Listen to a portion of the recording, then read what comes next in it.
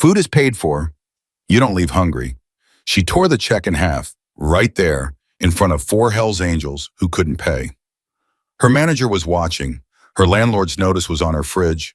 Her son was asleep in the next room. And Claire Morgan, a 44-year-old waitress from Tucson, Arizona, made the most expensive decision of her exhausted life. What happened next, nobody in that diner, nobody on that street, nobody in 4 states saw coming. If this story moves you, subscribe right now and drop your city in the comments. I want to see how far this one travels. The alarm didn't wake Claire Morgan so much as release her from a kind of suspended suffering she couldn't quite call sleep. 3:47 a.m. The red digits on the clock radio cut through the dark of her bedroom like a small wound, and she lay there for exactly 4 seconds. She always counted, though she never knew why, before swinging her legs over the side of the bed and planting both feet flat on the cold linoleum floor. 4 seconds to decide to keep going. She'd been doing that every morning for 6 years. She moved through the house the way only a mother moves before dawn, quiet as held breath, precise as habit, aware of every creak in the hallway floor that might wake Danny. He was 17 now, sleeping in the room at the end of the hall, with his arm thrown over his face the way he'd slept since he was 3 years old. That hadn't changed. A lot of other things had. She pulled her uniform from the hook behind the bathroom door. The pale blue fabric had been washed so many times it had softened past the point of crispness, but Claire always kept it pressed. That was the one thing she insisted on. You could be tired, you could be broke, you could be running on 4 hours of sleep and black coffee in the specific dread of a Tuesday electric bill you haven't opened yet, but you showed up pressed. Her mother used to say that, show up pressed Claire bare, even when everything else is a mess, let them see you took yourself seriously. She looked at herself in the bathroom mirror, 44 years old, blonde hair pulled back more silver at the roots than she liked to admit. Crow's feet that had started as a suggestion and graduated to a statement. Eyes that were, if she was being honest with herself, still pretty, still sharp, still the kind of blue that caught light. But tired. The tiredness was the thing that had started living behind her eyes in a way she couldn't sleep off anymore. She turned away from the mirror before she could talk herself into something she didn't have time for. The drive to Sal's Diner took 11 minutes at that hour. Nothing on the road but her headlights and the wide black emptiness of the Arizona sky doing that thing it did just before dawn, that deep particular blue that looked almost like grief, the color of something that hadn't decided yet whether it was ending or beginning. Claire had driven this road so many times she barely registered it consciously. Her hands knew it, her body knew it. Her mind was usually somewhere else entirely. This morning it was on the envelope. The one she hadn't opened, the one from the mortgage company. She'd set it on the kitchen counter 3 days ago and walked past it 11 times she'd counted those too. $14 and some change in her checking account. Sal's paid every 2 weeks and the next check wasn't until Friday. Tuesday was today, Wednesday was tomorrow. She had 38 hours to figure out what happened between $14 and whatever number was inside that envelope. She pulled into the diner parking lot and sat in the car for a moment, engine off, just breathing. Okay, she said to nobody. Okay, though. She got out of the car. The diner smelled like it always smelled, like coffee and bacon grease and something underneath both of those that was just time, just years of the same meals made in the same kitchen for the same kinds of people passing through the same stretch of American highway. Claire had stopped noticing the smell except in the moments when she'd been away from it long enough to notice it again. She noticed it now and felt something that wasn't exactly comfort, but was next door to it. Rosa was already there, wiping down the counter with the methodical patience of a woman who had made peace with repetitive motion. Morning, Claire said. Rosa looked up. You look like you slept. I didn't. Then you're doing something with your face that's got me fooled. Rosa smiled. It was a small, tired smile, the smile of someone who understood exactly what the other person wasn't saying. Coffee's fresh. Gary called, said he might come in. Claire stopped in this middle of tying her apron. Gary, on a Wednesday morning. That's what he said. Gary Pelton was the manager. He came in on Monday mornings for inventory and Friday afternoons to count the till and look important. He did not come in on Wednesday mornings. The fact that he was coming in on a Wednesday morning meant one of two things. Either something had gone wrong that required his particular brand of managerial anxiety, or he was looking for something to be wrong with. In Claire's experience, both of those things were usually the same thing. Great, she said flatly and picked up the coffee pot. The first 2 hours were steady, truckers mostly, a couple of construction workers who came in every Wednesday and always ordered the same thing: eggs, over easy wheat toast, extra butter, and never once varied the order or the tip, which was fine, which was reliable in the way that only very unimaginative people and very good habits could be. Claire worked her section with the precise efficiency of someone who has done this so long that efficiency is no longer an achievement, but simply a state of being. She was good at this job. She had never once felt proud of that in a way she could say out loud, but she knew it, and it mattered to her. She was fast without being careless. She remembered orders without writing them down for tables of up to 6. She could read a table's mood inside of 30 seconds and calibrate her approach accordingly: when to be chatty, when to be invisible, when someone needed their coffee refilled before they knew they needed it. It was a kind of intelligence that the world didn't particularly reward or acknowledge, but it was real and it was hers. At 7:14 a.m., the bell above the door rang. She heard them before she turned around: the particular quality of silence that 4 large men in leather can produce when they walk into a small space, the way the room recalibrates itself slightly, the way other customers don't stare but adjust the angle of their attention. 4 men, road-worn. She could see it in the way they moved, the careful, almost stiff quality of men who had been on motorcycles for hours, maybe longer. Leather vests with patches she recognized without being able to read from across the room. Hell's Angels. She knew the cuts. Everybody in this part of Arizona knew the cuts. The big one, she learned later that his name was Ray, stopped just inside the door and looked around the diner, the way a man looks around a room when he's checking whether he's welcome in it. Not threatening, just aware. He had a beard going gray at the edges and eyes that were red-rimmed in the way of someone who either hadn't slept or had been crying, or possibly both. "Sit anywhere you like," Claire called across the room. Her voice was steady and even, and meant it. Ray looked at her for a moment as if calibrating something. Then he nodded once, and the 4 of them moved to the big booth in the back corner. She gave them a few minutes, brought water without being asked. "Coffee," she said. "Please," Ray said. His voice was low and rougher than gravel. He didn't say it the way most people said please, as a reflex of social lubricant. He said it like he meant it, like the word had weight. She poured 4 cups. None of them reached for the menus right away. One of them, young, early 20s, she thought, with the particular raw look of someone who hadn't had time to put his face back together, was staring at his water glass like it had asked him a question. She gave them another minute. "You folks know what you want, or you need a few?" Ray looked at the young one. Cody. Not a question, a prompt. Cody looked up. His eyes were swollen. He'd been crying recently and had apparently decided that the way to handle that was to stare at inanimate objects until his face settled. Claire had seen that before. She'd done that before, but listen, Mom needs it. "Whatever's good," Cody said. His voice was barely there. "Everything's good," Claire said. "But if you want my honest recommendation, the biscuits and gravy will fix just about anything a man can have wrong with him at 7 in the morning, short of a broken bone." Something flickered across Cody's face. Not a smile, but the shadow of where a smile might eventually live again.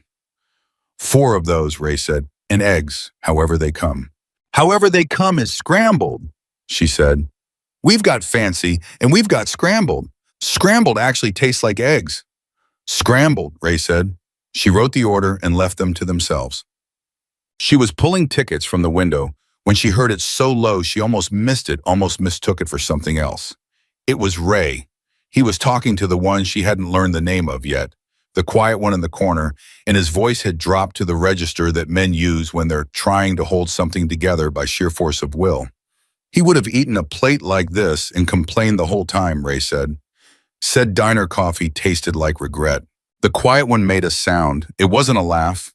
It was the involuntary response of a person who has heard something true about someone they love. Mac always said the worst coffee at the best diner was still better than the best coffee at a gas station, said the 4th man who had a scar running through his left eyebrow and the carefully maintained stillness of someone managing something enormous. He was wrong about that, Ray said, but we never told him. The quiet one looked down at his coffee cup. We should have told him, Cody said. Nobody answered that. Claire moved to another table. She didn't intrude on grief. She'd learned a long time ago that the most respectful thing you could do for someone sitting in the middle of fresh loss was to let them sit in it, to not make them perform okayness for your comfort. You refilled the coffee, and you moved on, and you let them have their moment. But she filed it. Mac. Someone named Mac who drank bad coffee and had opinions about it. Someone these four men had ridden through the night she was almost certain it had been all night to be away from, or to be near to, or maybe both, which was what grief was really. The running toward and the running away from happening at the exact same time. But no. The food came out and they ate, not fast, not the way hungry men eat when they're just feeding a need. They ate the way people eat when sitting still is the hardest thing they've done all day. Careful, slow, like the meal was a reason to stay in their chairs. Claire refilled coffee twice without being asked. When she came back the third time, Ray looked up at her and said, "This is good. This is real good." "I'll tell Rosa," she said. "She's the one who made it." "You been here long?" he asked. It wasn't small talk. She could tell by the way he asked it, genuinely curious, the way tired people get genuinely curious about things that don't matter, because it's easier than thinking about the things that do. 6 years, she said. "That's a long time," Cody said. "That's what my feet tell me." He almost smiled again. The shadow was getting more solid. She topped off Ray's coffee and started to move away. "Miss," Ray's voice stopped her. She turned. He was holding his wallet. He was looking inside it with the particular expression of a man seeing something he doesn't want to see. He set it on the table. He looked at the other three. They looked back at him with the expressions of men who already knew what was in the wallet. "We've got a problem," Ray said. She stood there. He counted. He actually counted, right there, pulling out bills and laying them on the table with the careful dignity of a man who would rather do anything else in the world. "We've got $31 between us." The check was on the table. Claire had dropped it while refilling the coffee. She looked at it now. $46.32. $31. She looked at the four of them. Ray, who was looking at the table. Cody, who was looking at Ray. The man with the scarred eyebrow, who was looking at her not defensively, not with any kind of challenge, just with the steady, exhausted honesty of a man who was too tired to pretend anything. The quiet one who was looking at his hands. The diner was moderately busy around them. Rosa was in the kitchen. Gary Pelton had just walked in the front door as she registered that with the small, specific anxiety of peripheral awareness, and was standing at the register looking over the receipts. $14 in her checking account. The envelope on her kitchen counter. The mortgage, the electric bill, Danny's school fees. The fact that she hadn't bought herself a new pair of shoes in 2 years and was on the third pair of insoles for the ones she had. Her mother's voice. "Sometimes the right choice costs more than you can afford, Claire Bear, but the wrong choice costs more than you can live with." She had never fully understood what her mother meant by that until this exact moment. She picked up the check. She looked at it. She tore it in half. The sound was small, clean, sharp little tear in the Tuesday morning noise of the diner, but it landed in the booth like something much louder. Ray's head came up. Cody's head came up. Both of the others went still. "Food is paid for," Claire said. Her voice was completely steady. She was a little surprised by that, honestly. She'd half expected it to shake. "You don't leave hungry."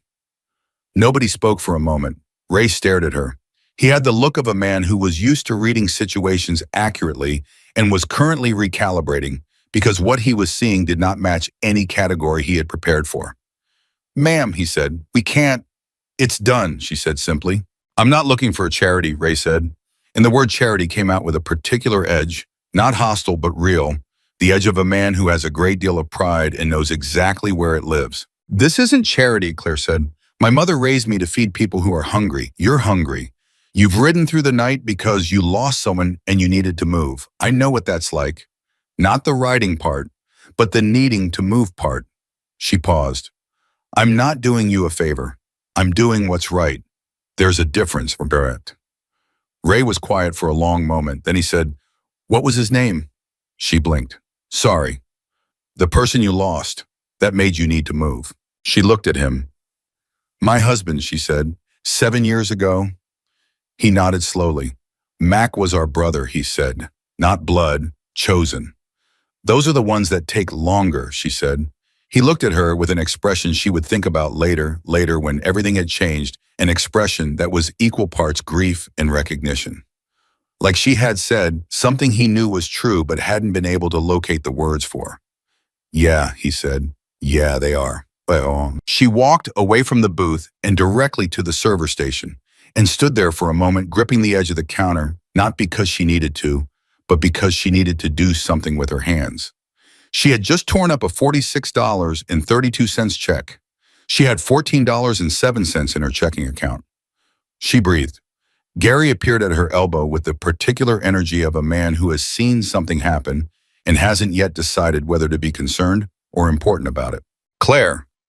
His voice had the texture of a man choosing his words carefully, which with Gary meant he had already decided and was just building up to it. Did I just see you tear up a ticket? You did, she said. Can I ask why? She turned to face him. Gary Pelton was 51 years old and he had managed Sal's Diner for 9 of those years. And in all that time, Claire had never once seen him do anything that cost him personally. He was not a bad man, exactly. He was a careful one. Careful with money, careful with policy, careful with anything that might draw complaint from ownership. He wore that carefulness like armor. 4 customers, she said. They rode through the night. They lost one of their friends, their brother they called him. They sat in that booth and ate without saying a word to each other because sometimes grief makes people quiet.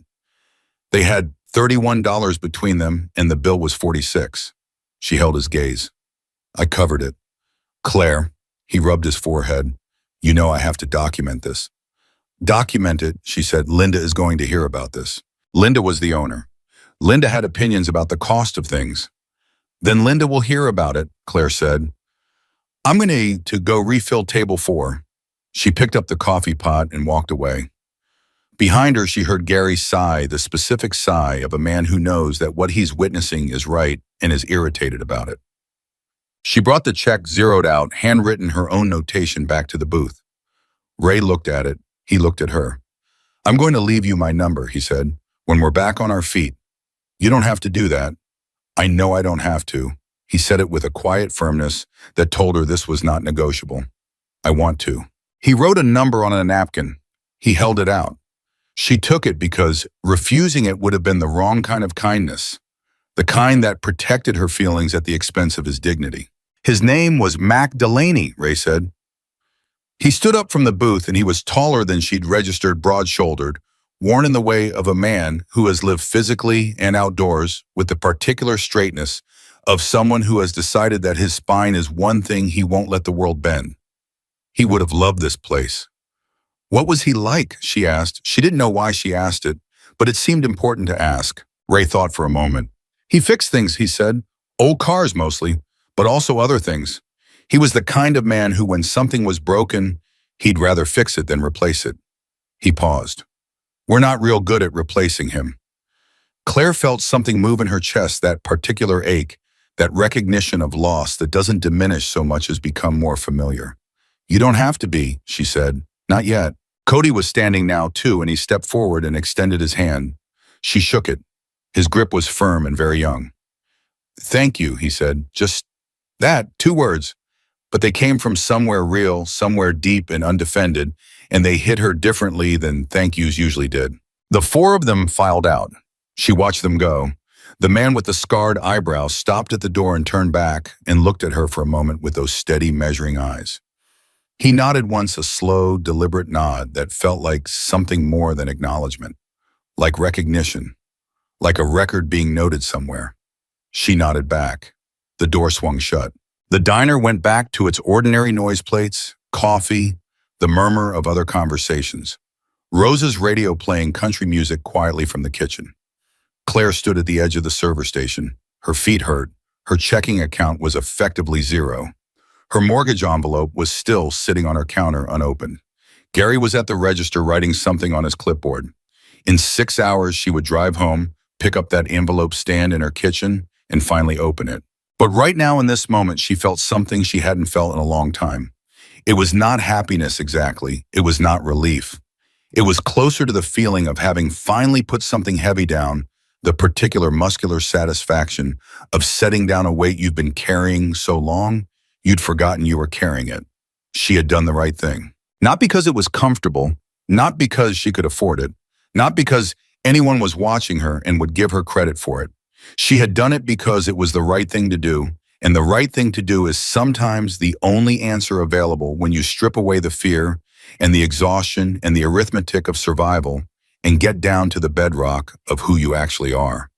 The napkin with Ray's number was folded in her apron pocket. She didn't know yet that in 48 hours her phone would ring. She didn't know that Ray Castillo, vice president of the Southwest chapter, had called chapter leadership before his motorcycle reached the highway. She didn't know that her story, the story of a 44-year-old waitress who tore up a check because it was the right thing to do, was already moving through networks. She had no awareness of crossing state lines, reaching people she would never meet, accumulating a weight and a momentum that her single small act had no right to possess. She didn't know any of that.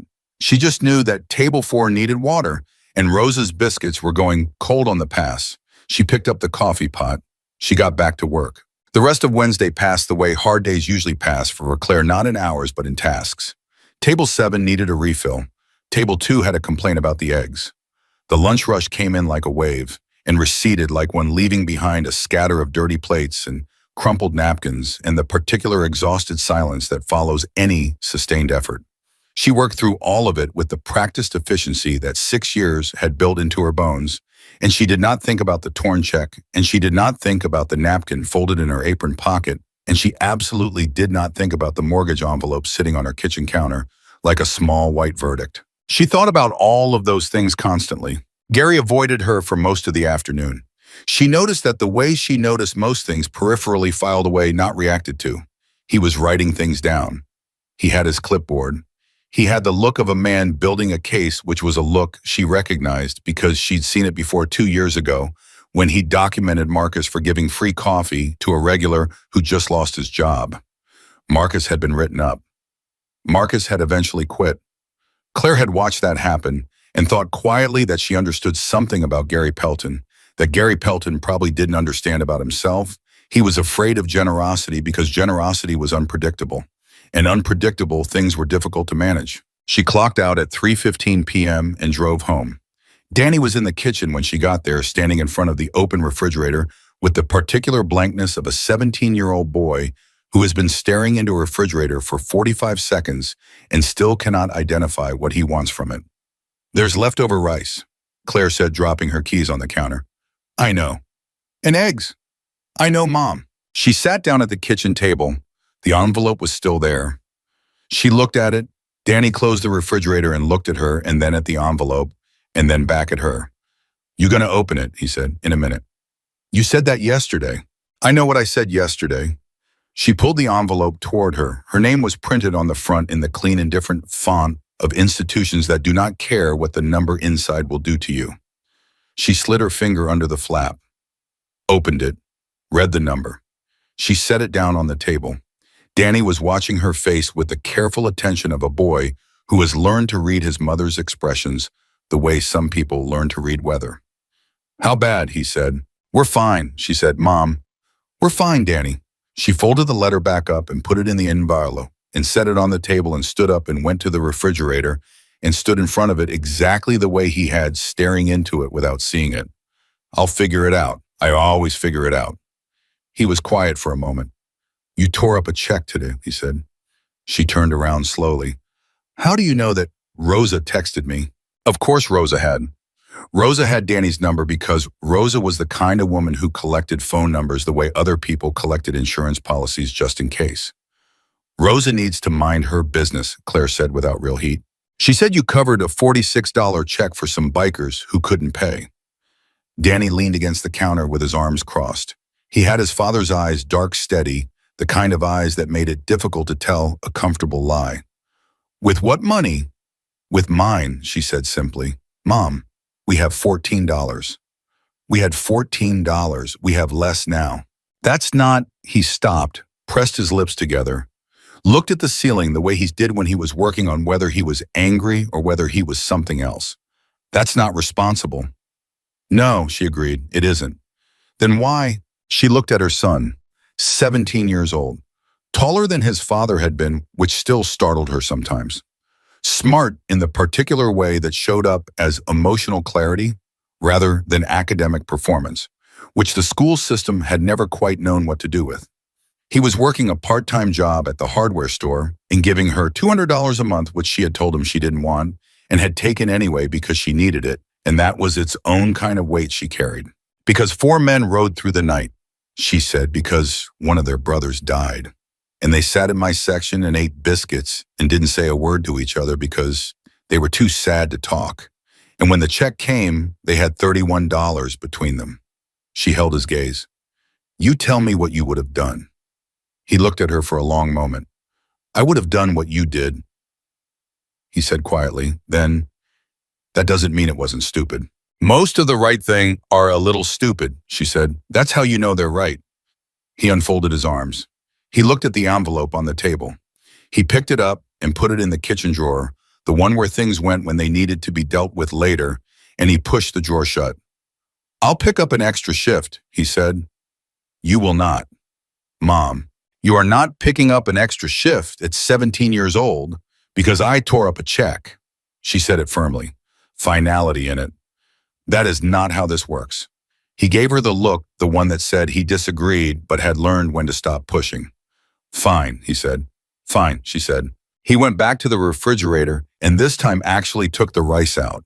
And somehow that small domestic act, him reaching for the container, her watching him the ordinary evening resuming around both of them, steadied something in her chest that the number in the envelope had knocked loose. She didn't tell him she'd cried briefly in the car before she'd come inside, that she'd sat in the driveway for 6 minutes and pressed her hands flat against the steering wheel and let herself feel the full weight of the situation without anyone watching. That she'd thought about Ray's face when she tore the check, that expression of complete disorientation, like a man who had expected the world to behave one way and was encountering evidence that it might behave another, and that thinking about it had made her cry harder before it made her stop crying entirely. She didn't tell him any of that. She just sat down at the table and let him make her dinner, which was the other way. The right things showed up, sometimes not as dramatic choices, but as small, quiet reversals. Your kid making you rice on a Wednesday night because you did something expensive and correct, and neither of you saying anything more about it. She had no idea that at that exact moment, 4 men on motorcycles were stopped at a gas station 200 miles north of Tucson, and one of them was on his phone. She had no idea what was coming. Ray Castillo had been making phone calls for 3 hours by the time he reached the chapter house outside Phoenix. He was not a man who used words carelessly. He had built his reputation in the chapter over 22 years on exactly that quality, the willingness to say less, to mean more, to let action carry what rhetoric cheapened. When he told people things, they listened because he had earned that by being the kind of man whose account of something matched the something exactly. No inflation, no drama. Just the truth told straight. So when he sat down across from chapter president Thomas Vega and described what had happened at a diner outside Tucson, on a Wednesday morning, he used the same voice he used for everything, quiet, even matter of fact. He said a waitress had fed 4 men who couldn't pay. He said she'd torn up the check. He said she'd looked at him and said, food is paid for, you don't leave hungry, and walked away without asking for anything, without making it a moment, without performing the generosity for anyone's benefit. Thomas Vega listened without interrupting. He was 61, lean, with silver hair, and the particular stillness of a man who had seen enough of the world to understand that most things people called surprises were just things they hadn't been paying attention to. He had known Mac Delaney for 31 years. He had not slept the night before. He was holding his coffee cup with both hands and looking at Ray the way he looked at things he was deciding about. When Ray finished talking, Thomas was quiet for a moment. She know what Gary was doing? Thomas asked. Ray had told him about Gary too. The clipboard, the documentation, the way the manager had appeared at Claire's elbow with the specific energy of institutional accountability. She knew, Ray said. She told him to document it. Thomas nodded slowly. She knew it might cost her the job. I think so, Ray said. She did it anyway. Another silence. Then Thomas said, tell the network. Ray looked at him.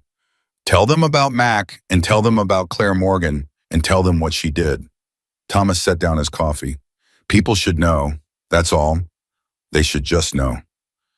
The thing about a network that has existed for decades across multiple states and several thousand members is that information moves through it the way water moves through rock, not quickly on the surface, but with an eventual force that has nothing to do with speed. By Thursday morning, 3-chapter WhatsApp groups had the story. By Thursday noon, someone had posted it publicly with Claire's first name and the name of the diner. By Thursday evening, it had been shared 1,100 times. Claire found out about that on Thursday afternoon between the lunch rush and the dinner prep, when Rosa appeared beside her at the server station with her phone held out like evidence. "You need to see this," Rosa said. Claire looked at the screen. She looked at it for a long moment. She handed the phone back. "Okay," she said. "Okay." Rosa stared at her. "Claire, there are people in the comments section talking about driving from New Mexico specifically to eat here." "That's nice," Claire said. Rosa lowered her voice. "That's not the point. The point is you're on the internet. Your name is on the internet. People know what you did." "People know what I did," Claire repeated. She picked up a coffee pot. "And what did I do, Rosa?" Rosa blinked. "You paid for those men's breakfast." "Right." She started walking toward table 6. "I paid for breakfast. It's not exactly front page news." "It's front page of something," Rosa called after her. Gary found out about the post at roughly the same time. Claire knew this because he called her into the back office, which was really just a desk crammed into the supply closet, and stood behind the desk with his clipboard and his carefully assembled expression of managerial concern and said, "I've been in touch with Linda." Claire stood in the doorway. She didn't sit down. Standing in the doorway when someone summoned you to their office was the quiet version of not giving them all the power they thought they had. "What did Linda say?" Claire asked. "She's concerned," Gary said, "about the precedent." "What precedent?"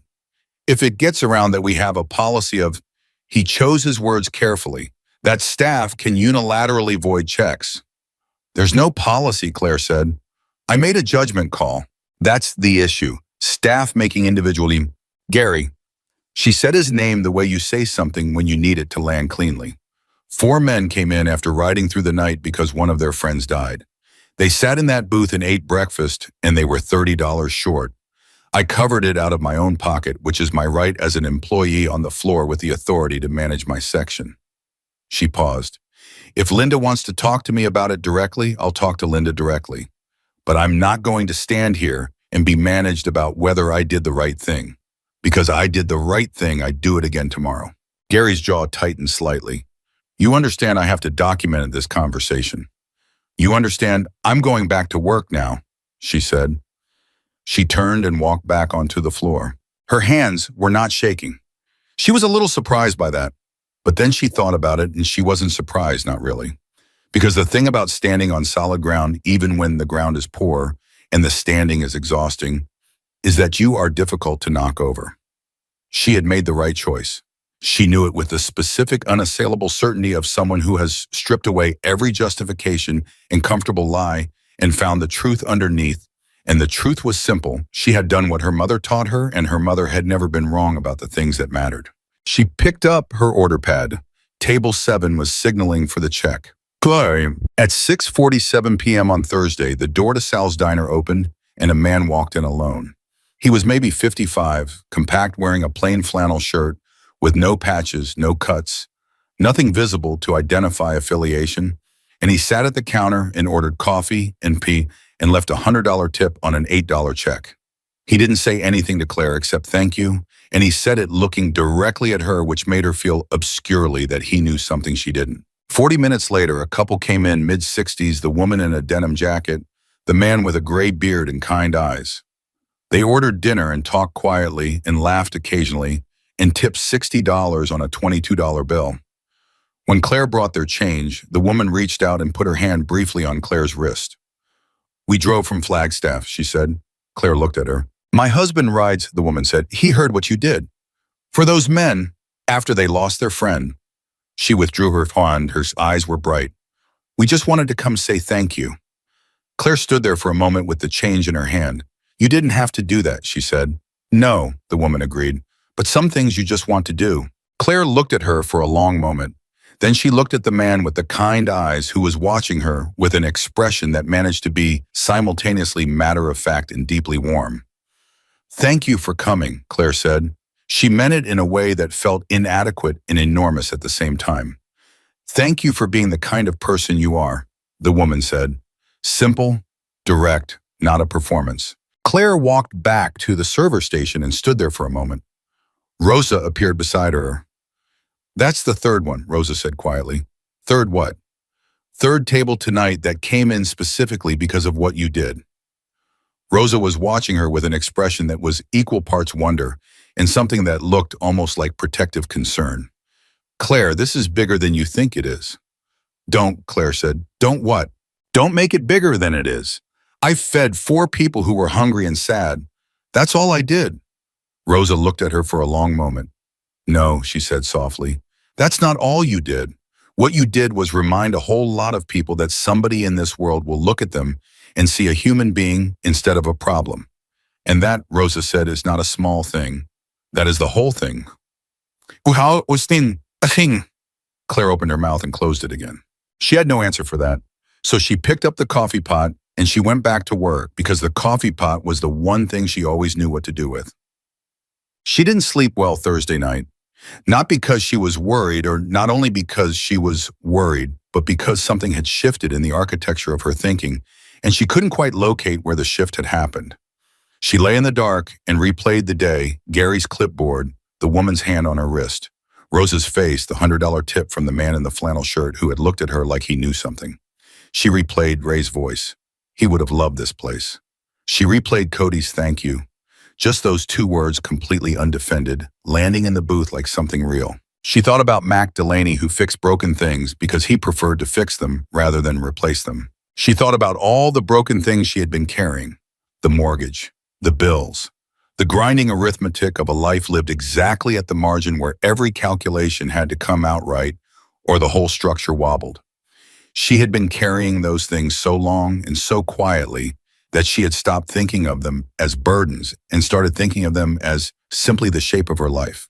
This is what it is. This is what it costs. This is what you do. But something about today had made her feel the weight of it again. Not in a despairing way, but in the way you feel the weight of something just before someone helps you put it down. She didn't know why she felt that. She didn't know what she was sensing. She fell asleep at 1:30 a.m. with her phone on the nightstand and the napkin with Ray's number still folded in her uniform apron hanging on the hook behind the bathroom door. At 4:30 a.m., her phone buzzed. She reached for it in the dark. Unknown number. She answered anyway because unknown numbers at 4:30 a.m. were either very bad or very strange, and she had enough of the former in her life that strange felt manageable. Claire Morgan. The voice was measured, authoritative, not unkind. Yes, she said. My name is Thomas Vega, the voice said. I'm the president of the Southwest chapter, Ray Castillo's chapter. A brief pause. I wanted to call before you saw it from someone else. She sat up in bed. Something in his voice, not alarm, but the careful precision of a man who was about to say something that required precision, made her sit up completely, both feet on the floor. Saw what? She said. We're coming to the diner Friday morning, Thomas said. The chapter is, and some others from neighboring chapters who wanted to come. We'd like to honor you properly, Ms. Morgan, for what you did for our brothers, for what you did for Mac.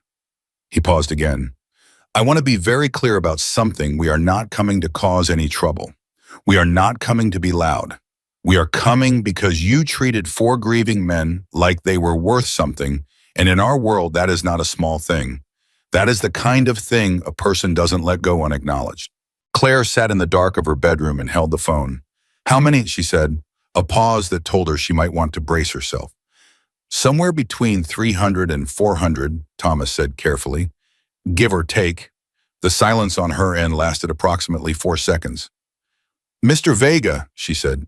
Thomas, he said. Thomas. She took a breath. What time? He almost laughed. She could hear it in the half-second before he answered. The recognition of a woman who had just received extraordinary news and immediately moved to logistics. Dawn, he said. We'll be there at dawn. She nodded in the dark. Okay, she said. Okay, he said. Then quieter. What you did, Ms. Morgan, for Ray, for Cody, for the others, for Mac's memory. We don't forget things like that. She swallowed.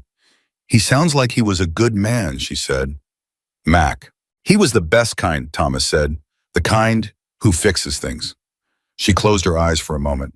I'll see you at dawn, she said. She hung up. She sat on the edge of her bed in the dark. She thought about 350 motorcycles. She thought about Friday morning. She thought about Gary Pelton's clipboard and Linda's concern about precedent in the mortgage envelope in the kitchen drawer. Then she thought about a torn check and a man who had looked at her like she had said something true. She lay back down. She did not sleep. Outside, the Arizona night was doing its thing, that enormous, indifferent, beautiful dark that had been doing that thing long before any of them arrived and would go right on doing it long after, and somewhere out there on highways, she couldn't see headlights were moving through it. Some of them she knew now were moving toward her. She stared at the ceiling. Dawn was coming. She didn't tell Danny. She had lain awake for 2 hours after Thomas Vega's call, staring at the ceiling, turning the conversation over in her mind, the way you turn a stone over in your hand, checking every surface, every edge, and somewhere around 2 a.m. she had made the decision she would not tell Danny until it was happening. Not because she wanted to hide it from him, but because she knew her son knew the specific quality of his worry, and she did not want him to spend the remaining hours before dawn building anxiety about something that might be overwhelming, or might be, she told herself this carefully, something else entirely. 350 motorcycles. She kept landing on that number and then moving away from it because she couldn't quite hold it steady in her imagination. She knew what one motorcycle sounded like. She knew what 4 sounded like. She'd heard them pull up Wednesday morning, that low collective rumble that she'd registered through the walls of the diner before the door opened. But 350 was a different category of thing altogether. That was not a sound, that was a condition. She got up at 3:30 a.m. without the alarm, dressed in her uniform, pressed because that was the one thing she always insisted on even now. Especially now, she made coffee and stood in her kitchen, drinking it in the dark, and she thought about her mother, and she thought about Mac Delaney, who she had never met and never would, and she thought about the particular arithmetic of cause and effect, how one small decision made in a fraction of a second on an ordinary Wednesday morning could generate consequences this large and this fast. It didn't seem right mathematically. One check, $46.32, torn in half and dropped in the trash, should not equal 350 motorcycles. But here she was. At 4:15, she knocked on Danny's door. He was already half awake. He slept lightly, always had, always would, she suspected. And he sat up and looked at her in the dim light from the hallway. What time is it? He said. 4:15, she said. Get dressed. He looked at her face. Something in what he saw there made him swing his legs out of bed without asking why. That was the thing about Danny. He read her the way she read tables. 30 seconds and he had the measure of a situation. Is something wrong? He said, pulling a shirt over his head. No, she said. Something is, I don't know what it is yet, but I need you with me. He looked at her for a moment. Okay, he said. That was it. Okay. She loved him profoundly in that moment, loved the uncomplicated trust of it, the willingness to get up at 4:15 a.m. and ask only one question and accept an incomplete answer. They drove to the diner in the dark. She told him in the car. The whole story, Ray Cody the check, Gary's clipboard, Thomas Vega's phone call at 4:30 the previous morning. He listened without interrupting, which was unusual enough that she noticed it. When she finished, the silence lasted about 10 seconds. 350, he said. Give or take, she said. Another silence. Mom, he said. I know. I know Danny. He turned and looked out the window at the dark road. She could see his reflection, that particular expression, the one where he was feeling something large and didn't yet have a structure for it. Were you scared, he said. Of what? Of them. On Wednesday, when they came in. She considered the question seriously because it deserved a serious answer. No, she said. I wasn't scared of them. I was scared of the check. He made a sound, not quite a laugh, but the cousin of one. Of the $46 check. Of not being able to do what I wanted to do about the $46 check, she corrected. There's a difference. Being scared of the check would have meant being scared of them. And I wasn't scared of them. I saw 4 men who hadn't slept and had lost someone. She kept her eyes on the road. Fear would have been the wrong response to that. He was quiet for a moment. Then, what was the right response? Coffee and biscuits, she said. This time he actually laughed. Short, surprised, real. and she felt something lift in the car, not disappear, but lift the way pressure lifts when a window opens. She pulled into the Sal's parking lot at 4:28 a.m. The diner was dark. She had the opening keys. She unlocked the door and went inside and started the coffee and stood at the window. Danny stood beside her. For 4 minutes there was nothing. Just the dark street, the occasional car passing on the highway, the sound of the coffee maker doing its work. Then she felt it. Not heard it, felt it. A vibration very low and very distant, like something underground shifting. She had felt that kind of thing once before years ago, when she'd been standing near a stadium right before a concert began, that pre-sound, that building pressure of something large and coordinated moving toward a single point. Danny felt it too. She knew because he went still. "Is that?" he started. "Yes," she said. The vibration became a sound. The sound became distinct, not one engine, but many engines, all running at low throttle, all moving together at the measured pace of a procession. She had been to exactly one funeral procession in her adult life when her husband James died, and she remembered the particular controlled slowness of it, the way speed gets stripped out of movement when movement becomes ceremony. This had that quality. She couldn't see them yet, but she could hear them, and the hearing was doing something to her chest that she wasn't prepared for, a kind of pressure that wasn't pain but was related to pain, the pressure of something enormous registering against something tender. Danny reached over and took her hand. He hadn't done that since he was 12 years old. She gripped it. Then the first headlights turned onto the street, and then more, and then more, and then more after that. She had tried to imagine 350 motorcycles. She had failed. She understood now that this was a failure of category, not of effort. There was simply no prior experience in her life that the number could attach itself to. They came around the corner in a slow, organized column, headlights cutting the pre-dawn dark, and they filled the street not chaotically, not aggressively, but with the precise, deliberate order of people who have done this before, who understand that ceremony requires structure, that honor requires discipline. One by one, the engines cut off. Not all at once. In sequence, moving up the line so the silence arrived like a wave moving in reverse from the front of the column backward until the street was full of motorcycles and riders and absolutely no sound at all. Claire Morgan stood at the window of Sal's diner and could not breathe. The silence was louder than the engines had been. That was the thing she hadn't expected.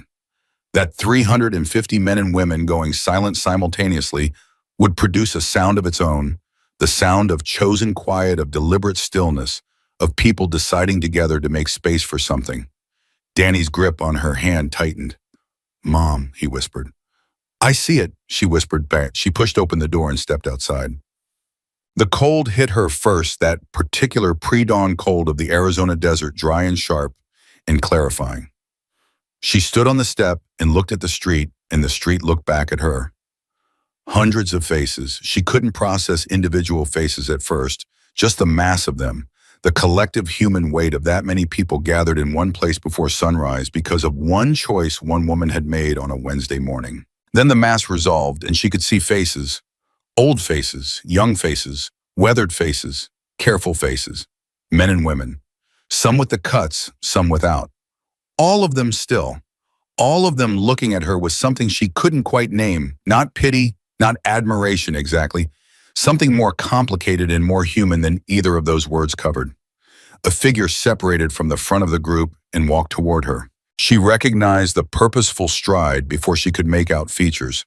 Thomas Vega was a man who moved like someone who had learned a long time ago that the way you approach something communicated everything about your intention, and his approach communicated deliberateness, respect, and the complete absence of threat.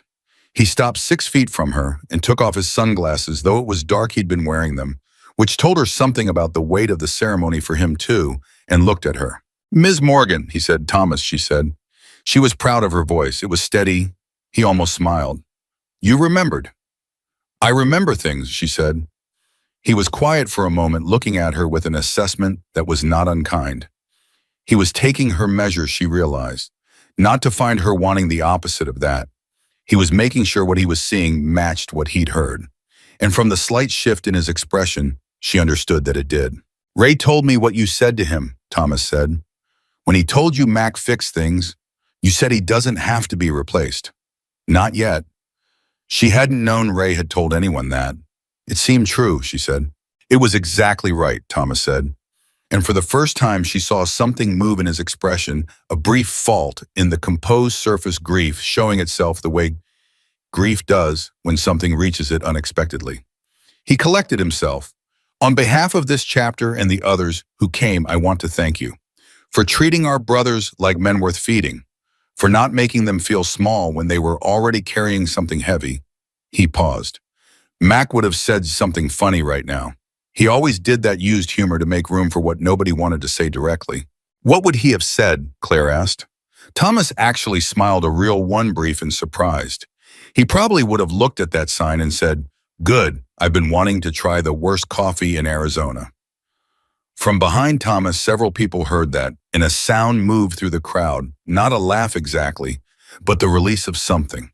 The sound that grief makes when it briefly, mercifully finds a handhold on something like joy. Danny had come to stand beside her. She felt him there. Thomas looked at Danny. "Your son." "Danny," Claire said. Thomas nodded at Danny with the specific gravity of a man acknowledging someone he intends to take seriously. Danny straightened almost imperceptibly. "Your mother did a remarkable thing," Thomas said to him. "I know," Danny said. His voice was steady. "She was proud of that too." "Does it surprise you?" Thomas asked. Genuine curiosity, not a test. Danny thought about it for a real moment before answering. "No," he said. "She does the right thing. That's just what she does." Thomas looked at Danny for a moment, then back at Claire. Something in his expression shifted, some decision being made or confirmed. "Ms. Morgan," he said, "if it's all right, there are some people here who would like to speak with you." "Not all at once," he added, quickly reading something in her face. "One or two. There are things we'd like to offer if you'll let us." She looked at him carefully. "What kind of things?" He met her gaze directly. "The kind you need," he said simply. "We know about the house. We know about the mortgage. We know about your manager and his clipboard and Linda's concern about precedent." He said the last part with a dry precision that told her he'd been briefed in detail. "We're not offering charity. We're offering the return on what you gave, which was considerable, even if you didn't know it at the time." She felt Danny go still beside her. She felt her own chest do something complicated. "You looked into my situation," she said. "We did," Thomas said. He did not apologize for it. She respected that the apology would have been dishonest a performance. In our world, when we honor someone, we honor them completely. We don't make gestures, we make things right. She looked at him for a long moment. She thought about the mortgage envelope. She thought about Danny's $200 a month and how much she hated that he gave it. She thought about the insoles, the 3 pairs of insoles, the shoes she hadn't replaced in 2 years. She thought about what it cost a person to say yes to help. How that cost was often more than people understood. How accepting care was its own kind of courage, different from the courage of giving it, but related, both required the willingness to be seen clearly, to let someone see your actual need and not flinch from it. "All right," she said. Thomas nodded. He turned and gestured, and Ray appeared from the crowd. Ray looked different in the pre-dawn dark than he had in the diner on Wednesday, more himself, she thought, which was an odd way to think about it, but right. In the diner, he had been a man in a state of acute grief, doing his best to function within it. Now he was still grieving. She could see that, would always be able to see that in him now, but he was standing inside it differently, not crushed under it, but upright within it. "Ms. Claire," he said. "Ray," she said. They looked at each other for a moment, with the particular recognition of two people who have shared something real and are now acknowledging that shared reality in a public setting. "You have no idea," he said, "what you did for us that morning." "You paid for breakfast," she said, with something that turned out to be more valuable than $46. He shook his head slightly. "I'm not talking about the money. I mean, those men were broken open. Cody hadn't eaten since the night before. None of us had. We'd ridden straight through because nobody could think of a better thing to do than move." He paused. "And we walked into your diner, and you looked at us, and you saw men. Not a problem, not a risk. Men." He swallowed. "You have any idea how rare that is?" She held his gaze. "It shouldn't be," she said. "No," he said. "It shouldn't, Sam." To Tom. Then Gary Pelton arrived. She saw his car before she saw him, the familiar silver sedan pulling into the parking lot, and Gary getting out and stopping dead when he encountered the full scope of what was assembled on that street. She watched his face cycle through approximately 4 expressions in the space of 2 seconds: confusion, alarm, recalibration, and then a kind of dawning recognition that had something like fear underneath it. He walked toward her through the crowd. People made way for him, not aggressively, not blocking him, just the natural parting of a group that is not concerned about a single man in a polo shirt. He reached her and stood there looking at the assembled crowd, and then at Claire, and then at Thomas Vega, and then back at Claire. "What is this?" he said. His voice had the compressed quality of someone trying to maintain professional register while experiencing something their professional register wasn't built for. "This is Friday morning," Claire said. "Claire, Gary, these are the friends and family of the men I served on Wednesday. They came to say thank you." She said it simply, factually, without heat. "I'd suggest opening the diner." Gary looked at the crowd. He looked at the crowd for a long time. Something was happening behind his eyes. She could see it. The slow rearrangement of a man's understanding of a situation he thought he had already understood correctly. "Linda is going to," he started. "Gary!" Thomas Vega's voice was quiet and even, and landed on the conversation like a hand placed firmly on a table. Gary turned to look at him.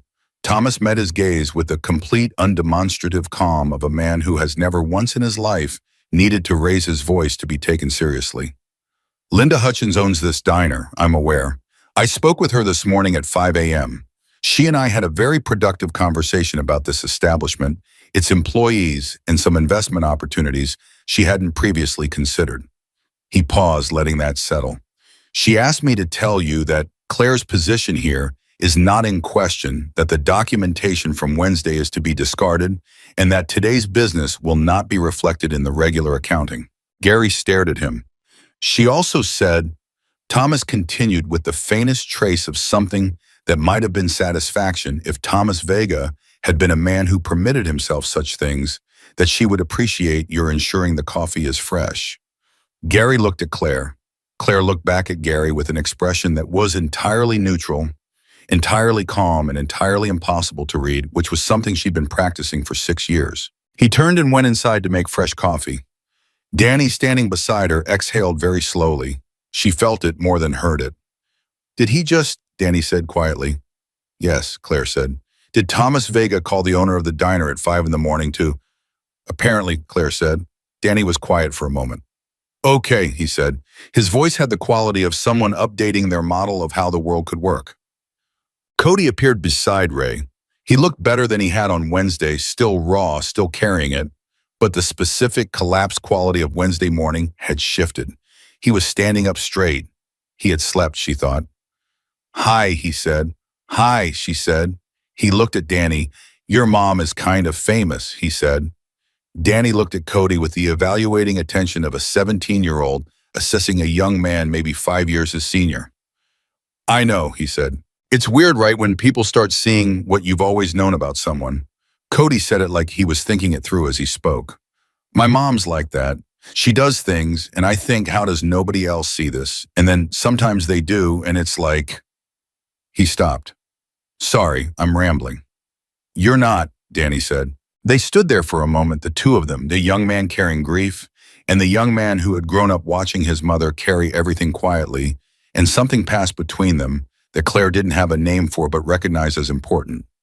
Thomas returned to her side. "There are 2 more people who would like to speak with you," he said. "When you're ready." "Who?" she said. "Mac's sister," Thomas said quietly, "and a man from our foundation. They've been traveling since yesterday." Claire felt the ground shift slightly under her. Not literally, but the kind of shift that happens when a situation reveals a layer you hadn't anticipated. "Mac's sister is here," she said. "Sandra Delaney," Thomas said. "She flew in from Colorado last night. She heard what you did. She heard what you said to Ray about the men who fix things, about not needing to be replaced yet. She wanted to come." Claire stood very still. She thought about a woman she had never met getting on a plane in Colorado because a waitress in Arizona had fed her dead brother's friends and said something true about grief. She thought about the distance between a torn check and a plane ticket. She thought about her mother's voice. Sometimes the right choice costs more than you can afford. And for the first time, she thought about what came after that sentence, the part her mother had never finished out loud. But the return, she thought, her mother had never mentioned the return. Maybe because the return wasn't the point. Maybe because if you did the right thing while calculating the return, you were doing something else entirely, something that looked like the right thing but wasn't. I'll talk to her, Claire said. Thomas nodded. He turned to gesture, and through the crowd, a woman moved forward, 50s, dark-haired, the particular composed quality of someone who has been crying for days and has made a decision to be upright for this specific moment. She stopped in front of Claire. They looked at each other. "You fed my brother's brothers," Sandra Delaney said. Her voice was steady, and her eyes were not. "I fed 4 men who needed breakfast," Claire said gently. "You said they didn't leave hungry." Sandra's voice broke slightly on the last word and recovered. "Mac used to say that, exactly that. It was something our grandmother said, you don't let people leave your table hungry. It was his version of grace." She pressed her lips together. "When Ray told me what you said word for word, I thought—" She stopped, collected herself. "I thought he was with you. In that moment, I thought he was in that diner somehow." Claire felt something move through her that she could not have described and did not try to. She reached out and took Sandra's hand in both of hers. "Tell me about him," Claire said. The same thing she'd asked Ray, because it seemed right to ask, because the dead deserve to be spoken of, and the people who love them need the speaking. Sandra looked at her with an expression of complete surprise, as if she had prepared herself for many things, but not for this, not for being asked to simply talk about her brother. "He was terrible at directions," Sandra said. The words came out half laughing, half broken. "He could fix any engine ever made, but he could not find his way out of a parking garage to save his life." Claire held her hands and listened. Around them, the street was beginning to fill with people moving slowly toward the diner. The sky had shifted from black to the particular bruised purple of early dawn. Rosa had arrived. Claire could hear her inside already working, because Rosa understood that whatever this was, it still required coffee and biscuits. Gary was doing whatever Gary did when the world had rearranged itself around his policies and his clipboard. Danny was talking to Cody. She could see them, her son, and this young grieving man, standing slightly apart from the crowd, having what looked like an actual conversation, the kind where both people are listening equally. The foundation man was waiting patiently off to the side.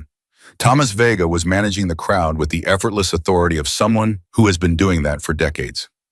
Ray was standing near the door of the diner, looking out at the street with an expression she recognized, the expression of someone in the middle of something larger than they had planned, finding it to be the right size after all. And Claire Morgan stood on the step of a diner she'd worked at for 6 years, holding a stranger's hands in the pre-dawn dark, listening to stories about a man she would never meet, who had fixed things, who had made bad coffee jokes, who could not navigate a parking garage, who had been loved by hundreds of people, who had ridden through the night, because love requires motion, sometimes requires the choosing of a direction and the riding toward it.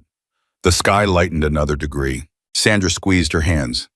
"Thank you," she said. "Not for the breakfast, for the listening." "Thank you for coming," Claire said. The sun was beginning. You could feel it before you could see it, that first warmth touching the air, the particular quality of light that was not yet light, but was the promise of it. Claire Morgan looked at the street full of people who had come because she had done the right thing. She breathed. She thought, "I need to get the coffee out." And she went inside to do her job. The coffee was terrible. Claire knew it the moment she poured the first pot Gary had made it, which explained everything, because Gary made coffee the way he managed people. Technically correct, completely without soul. She took the pot from him without a word, dumped it, and made a fresh one herself, the way Rosa had taught her. In the first month, 2 scoops more than the can said water temperature just below boiling. Rosa, who was already at the grill, running eggs and biscuits, with the focused intensity of a woman who understood that 350 people represented a logistical challenge she intended to meet. And defeat looked up when she heard Claire dump the pot. "Gary made it," Rosa said. Not a question. "Gary made it," Claire confirmed. "I could tell from across the room," Rosa said and turned back to the grill. The diner could seat 42 people at capacity. There were conservatively 360 people on the street outside. This math was not lost on Claire, and it was not lost on Thomas Vega either, who had apparently thought about logistics the way he thought about everything in advance thoroughly with contingencies. Within the first 20 minutes of the doors opening, a catering truck appeared, then another. Two men Claire had never seen before began setting up folding tables on the sidewalk with the practiced efficiency of people who had done this before, possibly many times, possibly in conditions more complicated than a Friday morning in Tucson. Claire stood at the window for exactly 4 seconds watching this happen, then went back to work. Because there were still tables inside. Because Rosa needed runners. Because the 42 people who had come inside were sitting at every available surface and several who were not quite surfaces, and they all needed coffee, and the coffee was finally right, and this was still her section, still her job, still the one thing in the past 48 hours that had remained completely within her control. She worked, she poured, she moved between tables with the automatic grace of 6 years of practice, and she registered everything. Every face, every conversation, fragment, every moment, with the heightened clarity of someone who understands at a cellular level that they are inside something they will remember for the rest of their life. Ray was at the counter. He had taken the stool at the far end, the one with the wobble that regular customers knew about, and tourists always discovered painfully, and he was drinking his coffee and watching the room with the quiet attention of a man who is for the first time in several days not required to be anywhere or do anything in particular. She refilled his cup without being asked. "It's better," he said, not looking up. "I know," she said. "Gary made the first pot." "I could tell," he said. She almost laughed. She actually smiled, which felt like the same thing given the last 48 hours. She moved to the next table. The foundation man's name was David Rice. She'd gotten that much from Thomas before the doors opened. He was 53, she guessed, with the careful, considered manner of someone who worked with money in a way that required thinking about its human weight rather than just its numerical weight. He had waited with extraordinary patience through the crowd and the catering setup and the general magnificent chaos of 350 people organizing themselves on a residential street. And now he sat at a corner table with a cup of coffee and a folder and the expression of a man who had somewhere important to be, but understood that this was more important than wherever that was. She came to his table at 7:22 a.m. She had been aware of him all morning peripherally, the way she was aware of everything, but she had made a decision somewhere around 6:30 that she would not approach the conversation about what he was offering until she had served everyone who needed serving. Not because she was indifferent to what was in that folder, because the sequence mattered. The work first, the people in front of her first, everything else after. She sat down across from him because he gestured to the seat, and because her feet genuinely needed it, and because some conversations require you to be at the same level as the other person. "Mrs. Morgan," he said. "Claire," she said. He nodded. He opened the folder with the careful deliberateness of a man who wanted her to understand that what he was about to show her had been prepared seriously, not improvised. "The Delaney Family Foundation was established by Mac Delaney's family 3 years ago," David said. Mac was its largest individual donor.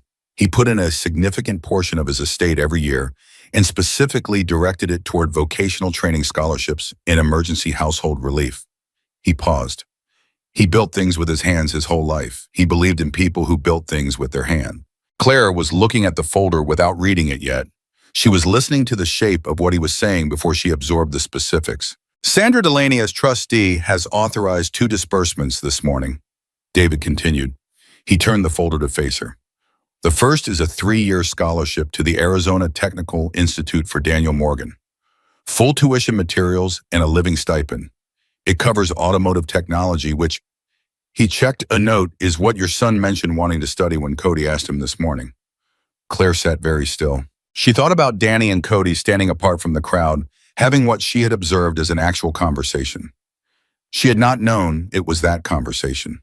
She had not known her son had been talking about what he wanted to study, what he wanted to do, the future he'd been quietly shelving, because of what it cost and what she needed and what 17 felt like when your mother was working 6-year tired feet into 3 pairs of insole shoes.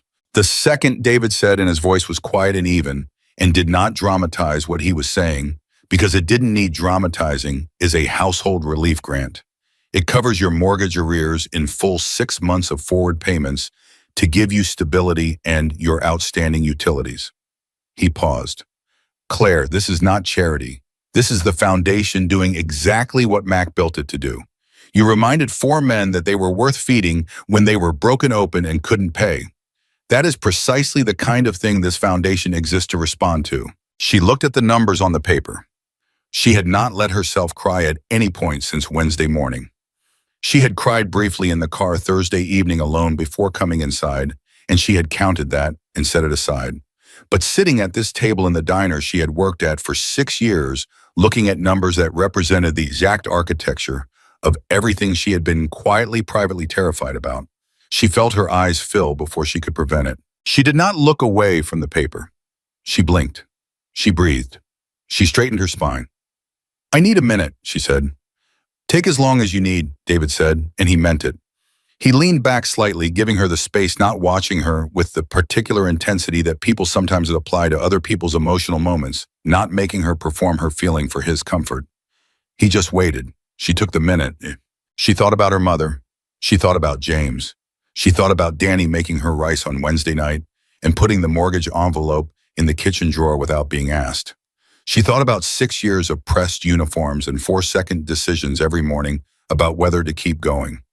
She looked up. "Danny doesn't know about the scholarship," she said. "No," David said.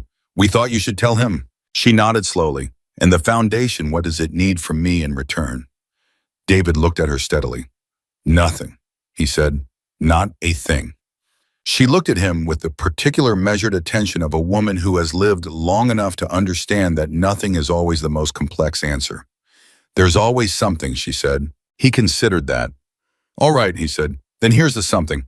Sandra asked me to ask you one thing, not a requirement, a request. She'd like, if you're willing, for you to come speak at the Foundation's annual dinner in October. Not about what you did, about who you are, about where you came from and what your mother taught you and what it costs to do the right thing when the wrong thing is cheaper." He paused. She thinks people need to hear that from someone who hasn't made it into a brand, someone who just lives it. Claire looked at it. "I've never given a speech in my life," she said. "I know," he said. "That's exactly why she's asking you." She found Danny at 8:15 standing outside with Cody and 2 other young men. She didn't know all of them in that particular posture of young men, getting along half turned toward each other, casual, the body language of people who have discovered unexpected common ground. She touched Danny's arm, and he turned and looked at her face and said immediately, "What happened?" She told him. Right there, standing outside the diner with the morning now fully arrived, and the streets still full of people eating and talking, and the smell of the catering truck's griddle mixing with the dry Arizona air.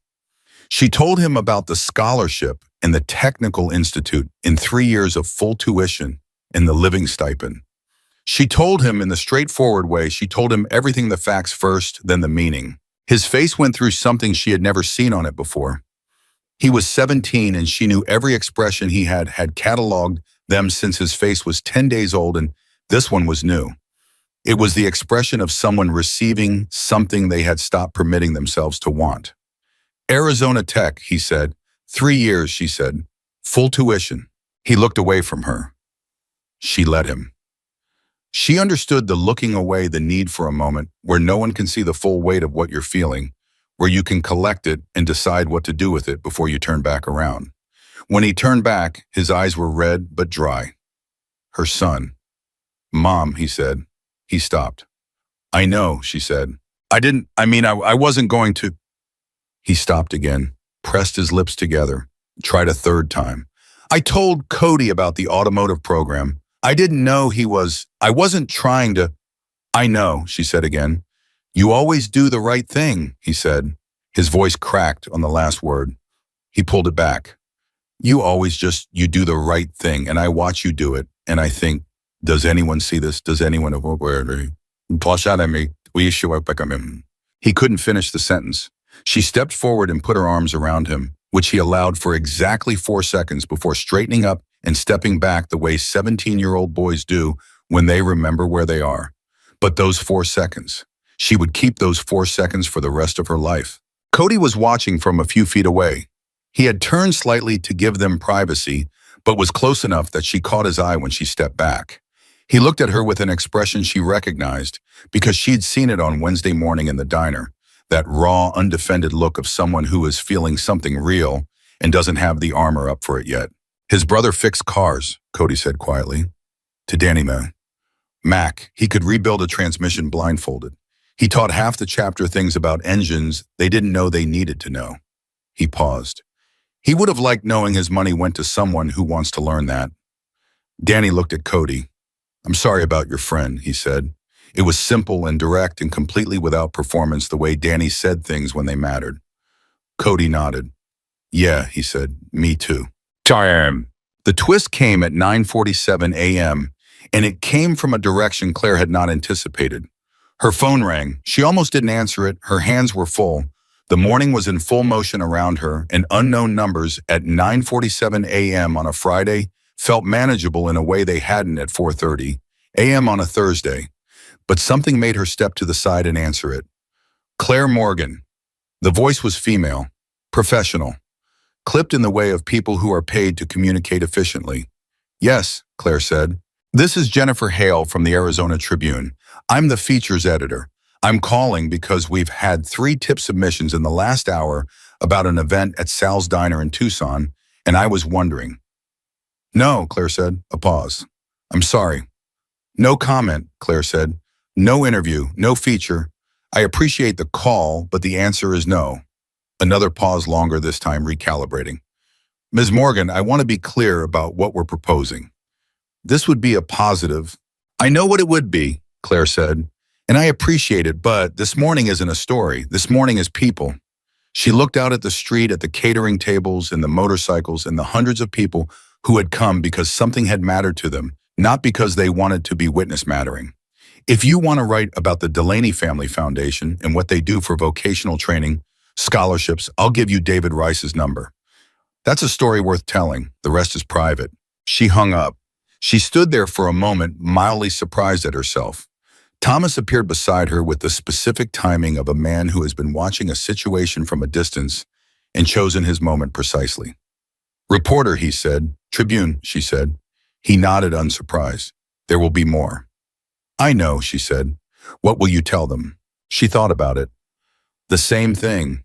The foundation is the story. Mac's work is the story. 4 men riding through the night because they needed to move, that's the story. I'm just the person who made the coffee." Thomas looked at her with an expression that was somewhere between respect and the specific frustration of a man watching someone drastically undervalue something. "Claire," he said, "you are not just the person who made the coffee." "Thomas," she said, "I made really good coffee this morning. That should count for something." He looked at her for a long moment.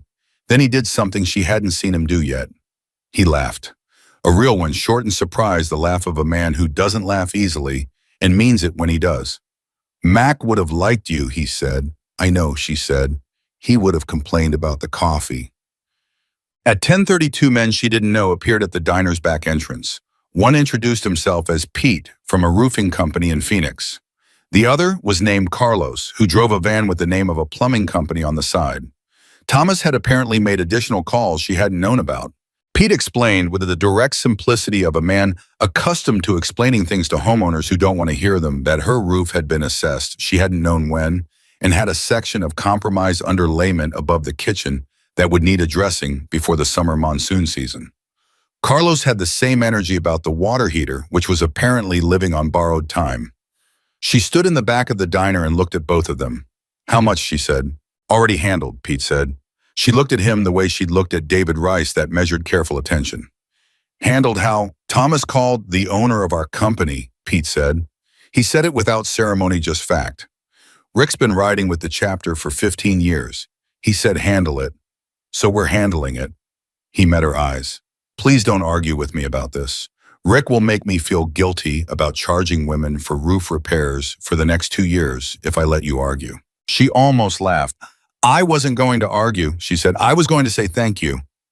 Pete blinked. Apparently this was not the response he'd been braced for. "Oh," he said. "Okay then." Carlos nodded with the satisfied air of a man whose morning had just gotten considerably simpler. She found Sandra again at 11 a.m., sitting at the counter with a cup of coffee and the particular expression of someone who has done what they came to do and is now just inhabiting the space for a little while longer because leaving feels too final. Claire sat beside her.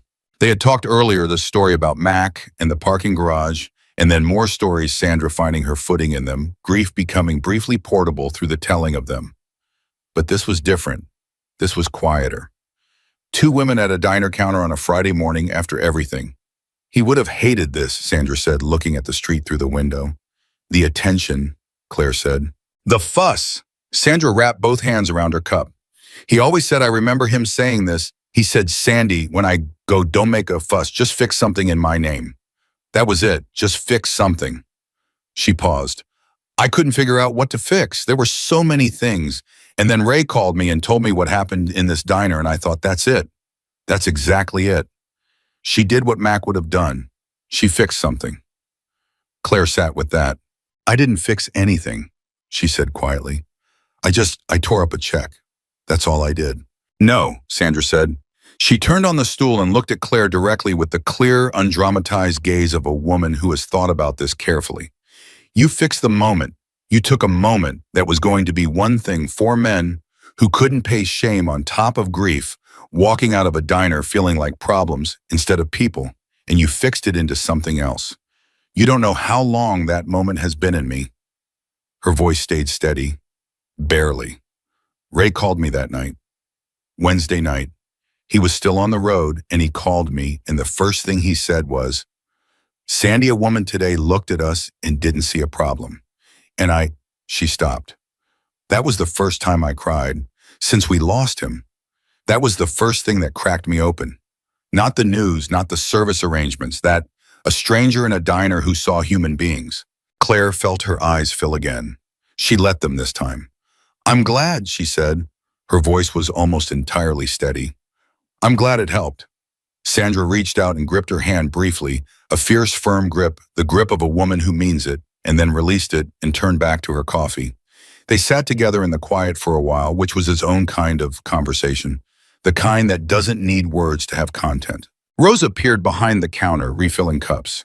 She looked at both of them with the warm, unobtrusive attention of a woman who understood everything about what she was witnessing and was choosing correctly to just fill the cups and move on. It was Ray who said it at 11:45 when the morning was beginning to edge toward noon and some of the crowd had started the long process of departure, the revving of engines in sequence, the organized receding of the column, the street beginning to reassert its ordinary character. Ray was at the counter, again on his wobbly stool. He had been there off and on most of the morning.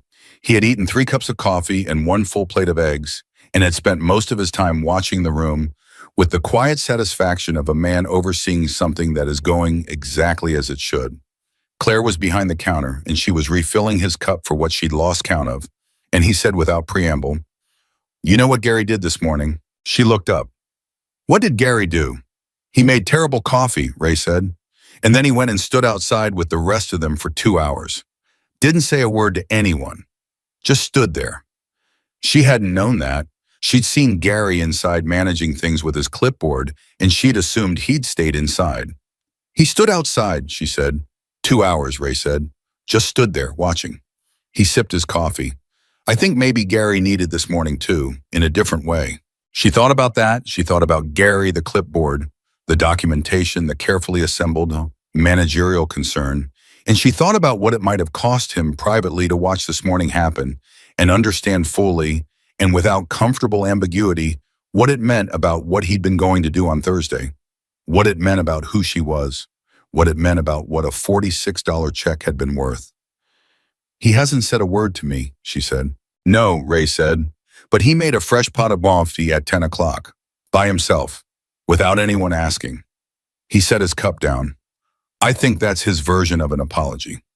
She looked toward the back where Gary was, and sure enough, he was pouring his fresh pot into the urn with the careful attention of a man who was doing one small thing correctly as a way of doing a larger thing.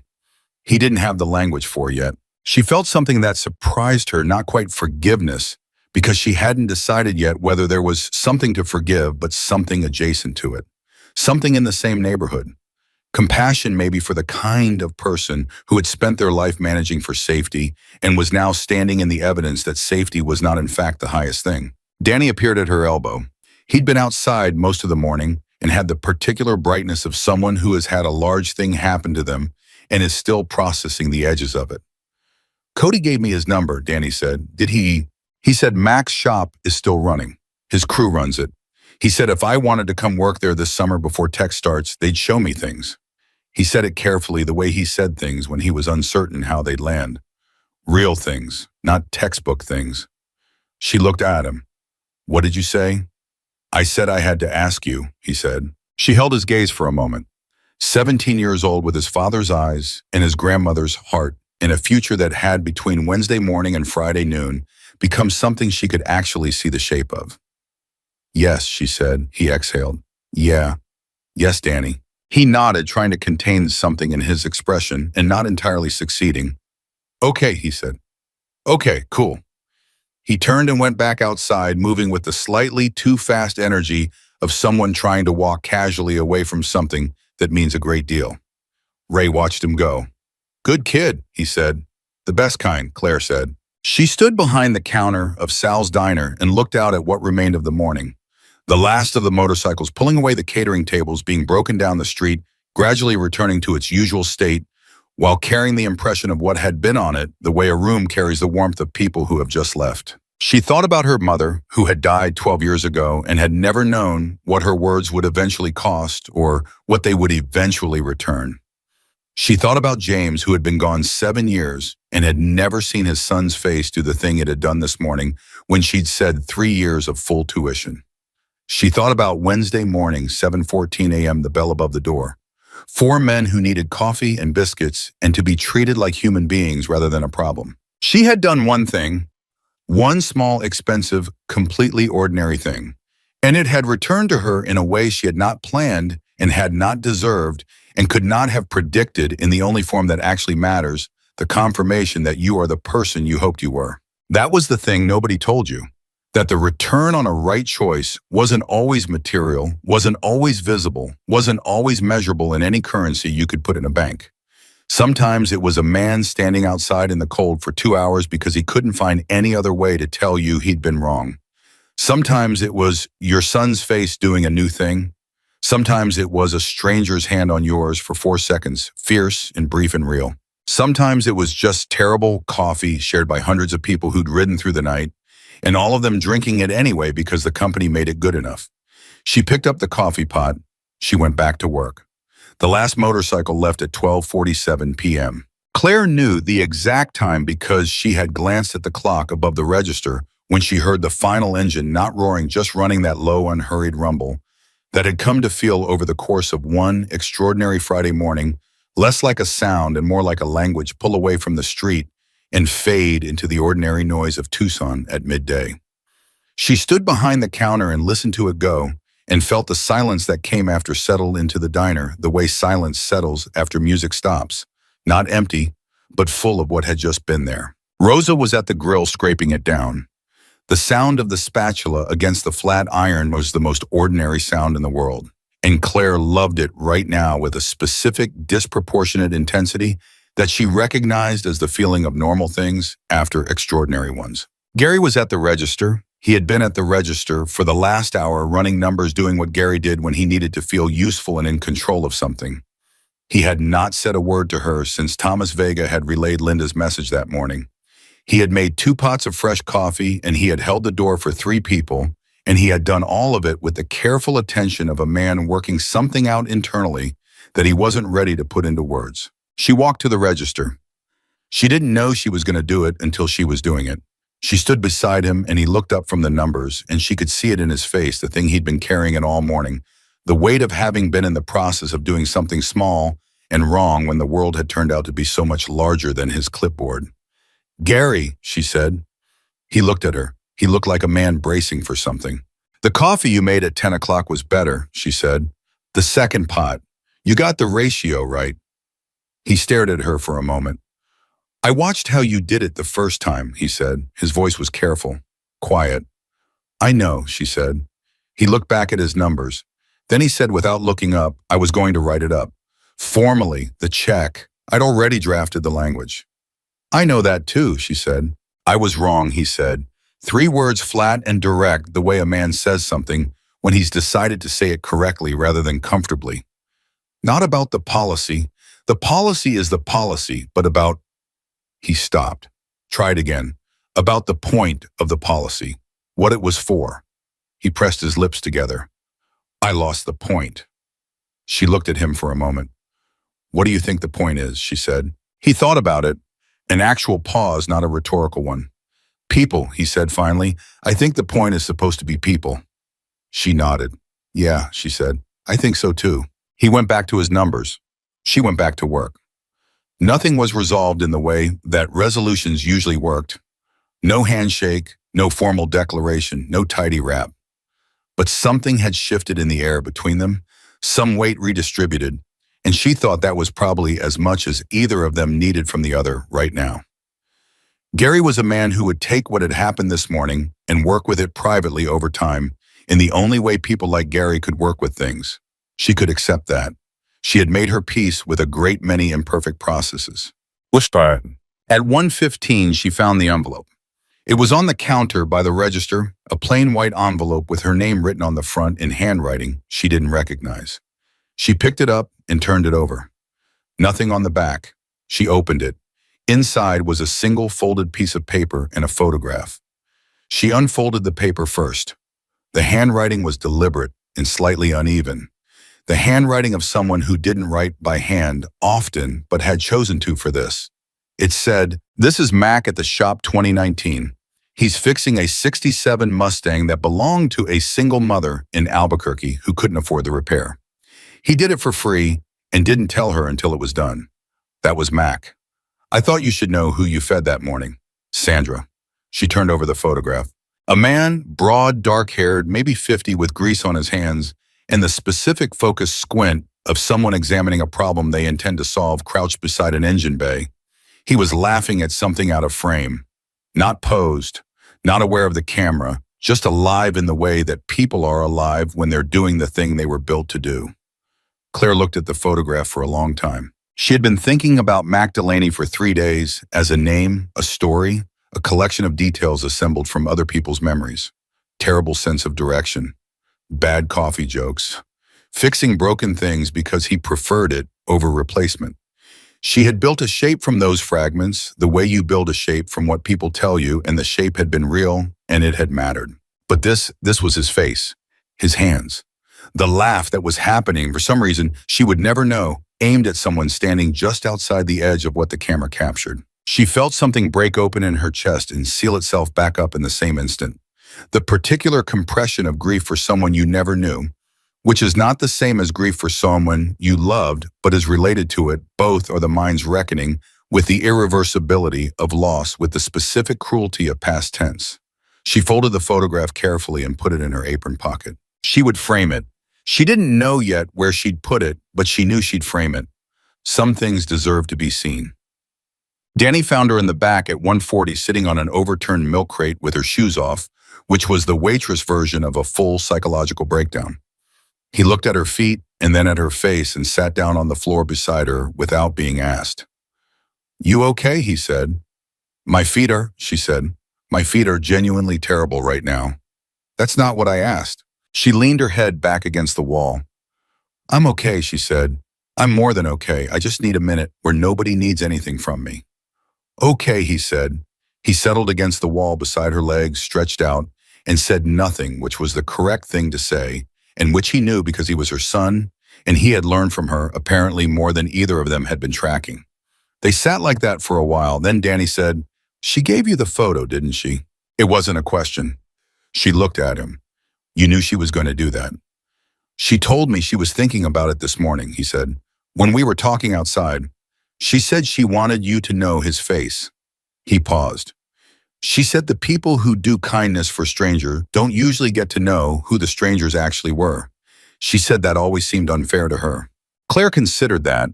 She thought about all the people she had fed in 6 years, the thousands of plates of eggs and biscuits and coffee, the thousands of brief intersections with people she would never see again. She didn't know their names. She didn't know their faces 3 days after they left. She didn't know if the woman she'd given extra toast to on a Tuesday had needed it for a reason.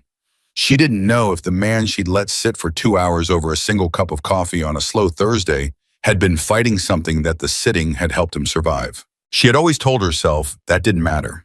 that the doing was the point, not the knowing. But she thought now that Sandra Delaney was also right, that there was something powerful about knowing, something that completed a circuit that usually stayed open. She's a good person, Claire said. She really loved him, Danny said. Yes, Claire said. You can hear it in every story. The love is in the specific details. The parking garage thing, the coffee thing. She paused.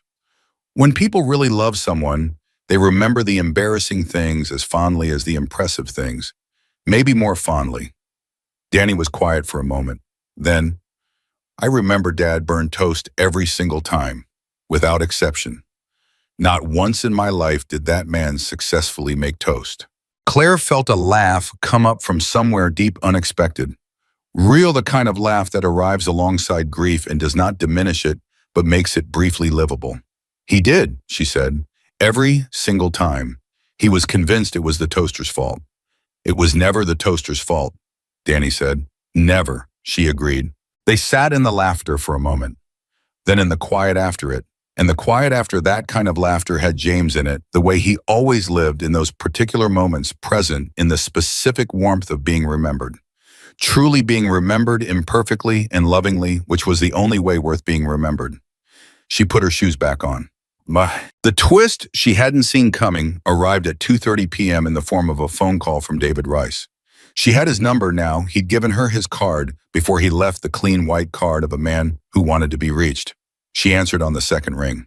Claire, his voice had a different quality than it had that morning, less measured, more direct. Something had happened. I need to tell you something that came up after I left. She straightened. What happened? The Post, he said, the one from Thursday, it's moved considerably further than the Chapter Network. He paused. There's a production company in Los Angeles that contacted the foundation an hour ago. They want to do a documentary about Mac, about the foundation, and about what happened this week. She was quiet. They specifically want to feature you, David said, not as the main subject, but as their word was the catalyst. They said the whole story pivots on you.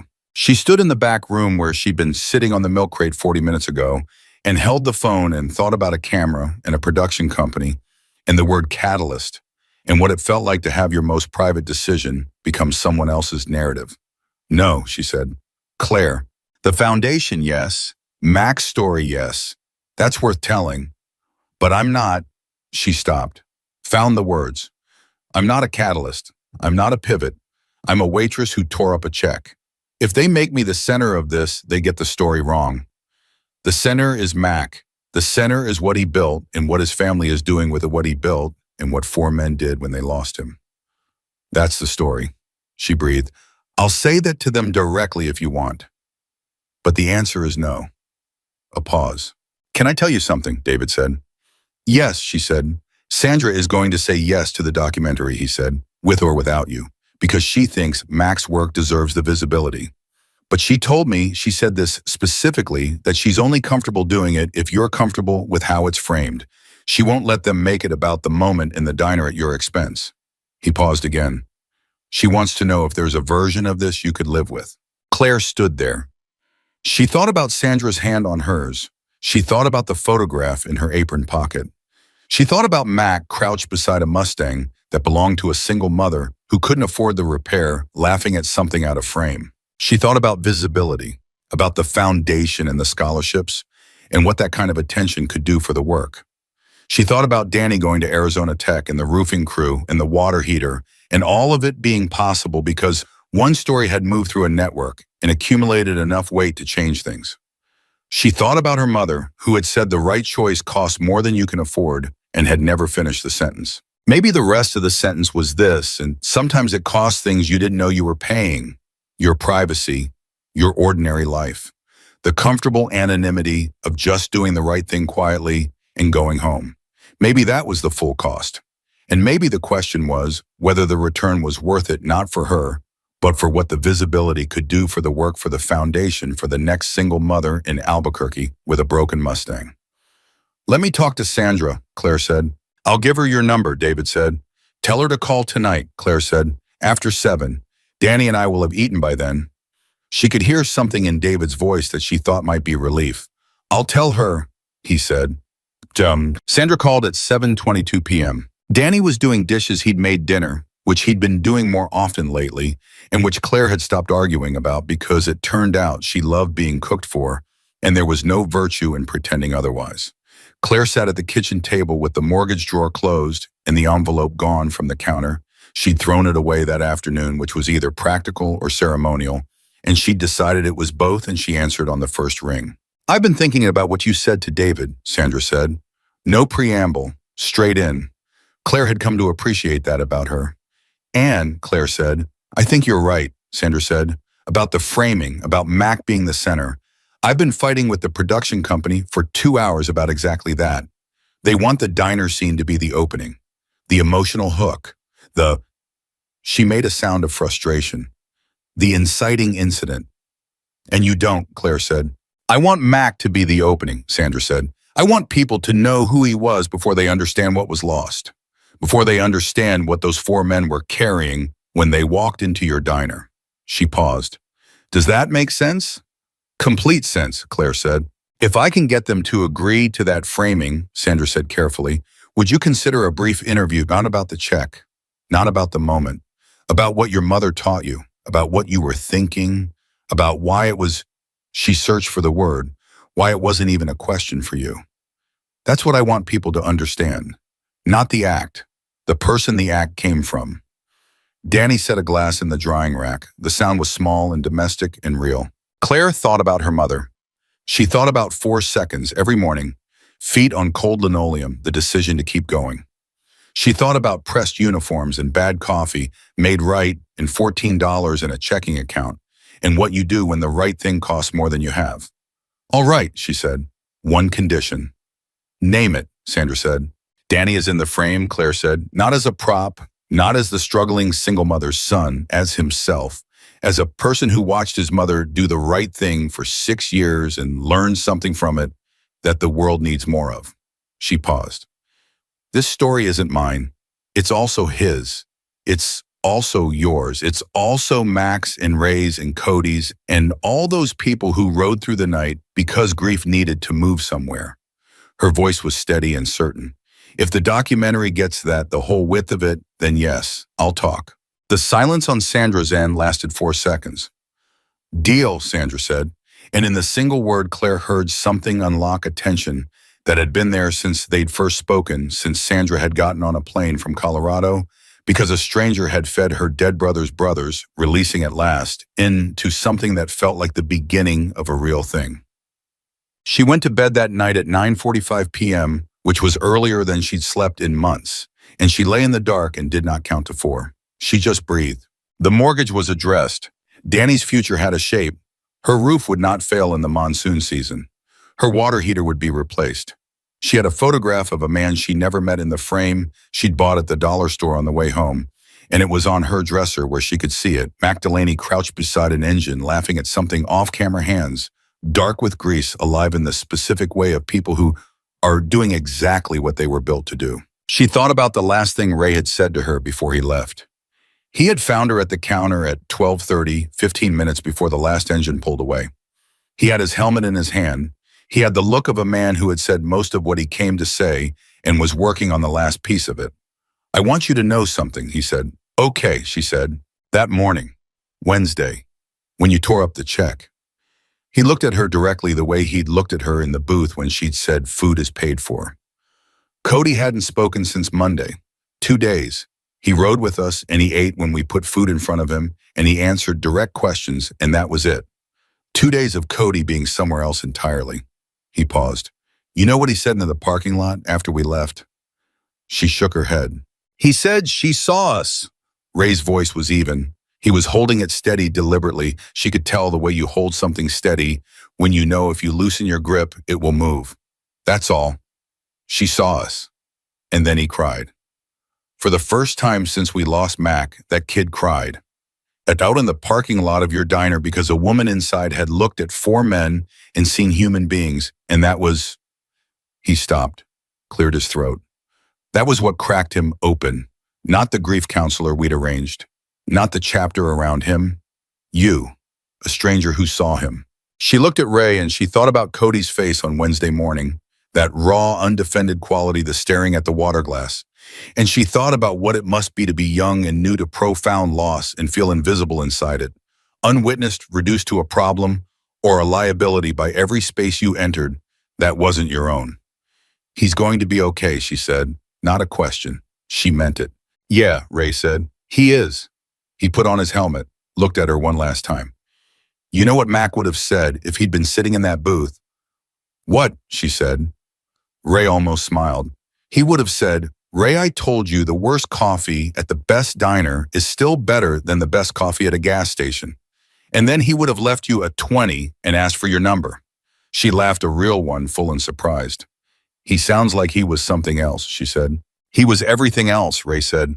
He walked out. The door swung shut. She stood behind the counter and listened to his engine start. Now, lying in the dark at 9:45 p.m. on a Friday that had begun at 3:47 a.m. and contained approximately 6 years' worth of living compressed into one ordinary, extraordinary day. Claire Morgan thought about all of it. She thought about the check, that small, clean terror, the sound of it in the quiet of a Wednesday morning diner, a sound that had turned out to be louder than she knew. She thought about her mother's voice, which she had been hearing more clearly lately than she had in years, the way the dead sometimes get clearer as you grow into the things they tried to teach you. She thought about James burning toast. She thought about Danny's face when she told him about the scholarship, the new expression she'd filed to keep. She thought about Sandra's hand and Mac's laugh in a photograph and a young man crying in a parking lot because someone had finally seen him. She thought about what it meant to choose correctly, not easily, not safely, not in the way that protects your $14 checking account and your unopened envelope and your carefully managed survival, but correctly in the way that requires you to locate the bedrock of who you actually are and act from it regardless of what it costs, regardless of who is watching, regardless of whether the math works out. The math had not worked out. She had done it anyway. And the return had not come in the form she'd expected because she hadn't expected any return at all. It had come in the form of a roof that would hold, a sun with a future that had its shape back, a photograph of a stranger who died doing the thing he loved, a network of people who understood honor and grief in the specific weight of chosen family reaching across the distance between their world and hers, and saying, we see you, we saw what you did, we don't forget. She had not set out to be seen. She had set out to do the right thing, which was the only setting that ever produced anything worth seeing. She pulled the blanket up. She closed her eyes. Tomorrow was Saturday. She was working the morning shift. She would get up at 3:47 a.m. and count to 4 and put her feet on the cold floor and put on her pressed uniform and make the right coffee and serve whoever walked through the door with the same eyes she had always used, the ones that looked at people and saw people, not problems, not risks, not complications in the ledger of an ordinary day, but human beings in the middle of whatever they were carrying, deserving of coffee and biscuits and the radical ordinary dignity of being seen. That was who she was. That was who she had always been. And on a Wednesday morning at 7:14 a.m., when 4 men walked through a door carrying grief and $31 between them, the world had seen it too. Had seen it and responded with the full force of what human beings are capable of when someone reminds them what they're supposed to be doing here.